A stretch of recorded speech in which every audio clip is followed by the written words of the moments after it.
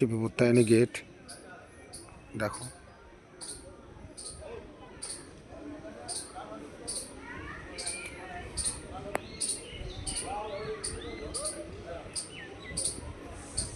খুব সুন্দর একটা জায়গা, ছোট বড় সবাইকে নিয়ে আসতে পারবে, বয়স্ক ঠাকুমা দিদিমা সবাইকে নিয়ে আসার মতন জায়গা। এটা খুব সুন্দর একটা বিপত্তায়নী মা মন্দির।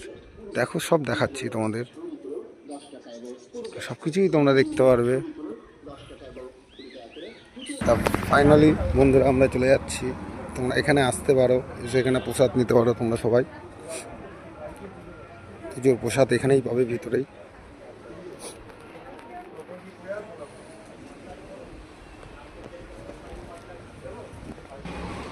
দেখো এখানে সব কিছু পাবে। ফাইনালি চলে যাচ্ছি মার মন্দিরে।